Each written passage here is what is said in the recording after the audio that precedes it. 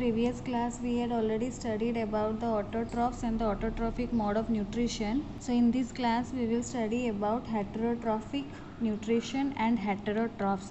So first of all, autotrophs, those who can prepare their own food, they were known as autotrophs, and heterotrophs means those who depend on autotrophs for the food, they are known as heterotrophs, and their mode of nutrition is known as heterotrophic nutrition.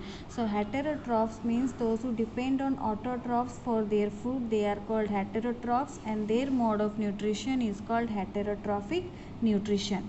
So each organism is adapted to its environment, so the form of nutrition also differs depending on the type and availability of food material as well as how it is obtained by the organisms.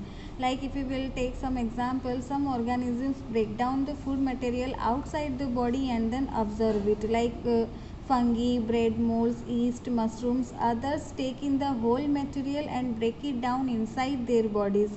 And some other organisms derive nutrition without killing the plants or animals. They obtain the nutrition from them.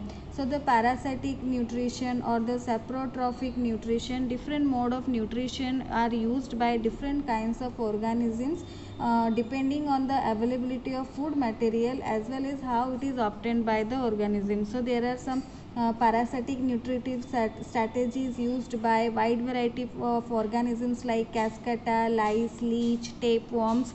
Some are saprotrophic, some are living with mutual benefit as symbiotic.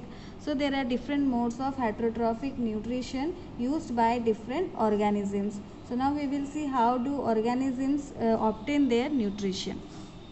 Since different organisms eat different types of food by different ways, the digestive system is also different in various organisms. If we will take the single celled organism or the unicellular organism, the food is taken in by the entire surface, but as the complexity of the organism increases, different parts become specialized to perform different functions. So if we will take, first of all, if we will take the unicellular organism, how they are getting the nutrition, then we can see that the food may be taken in by the entire surface.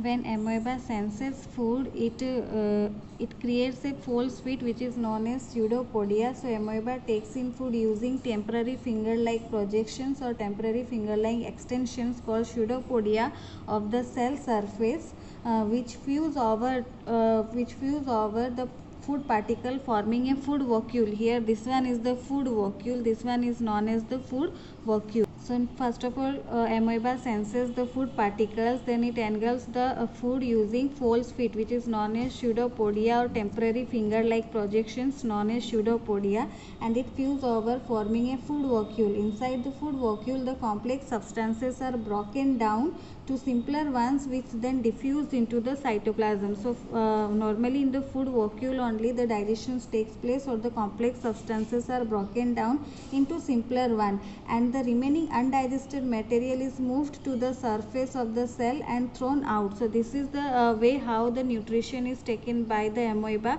First of all, it senses the food, then it engulfs the food using temporary finger like projections called pseudopodia, which fuse over and forms a food vacuole. Inside the food vacuole, the complex substances are broken down into simpler ones, and then the remaining undigested food is thrown out by the cell. So in the paramecium, paramecium is also unicellular organism. In the paramecium, the cell has definite shape and food is taken in at specific spot. The food is moved to this spot by the movement of cilia which cover the entire surface of the cell. So paramecium has definite shape and the food is moved to the spot by the movement of cilia which cover the entire surface of the cell.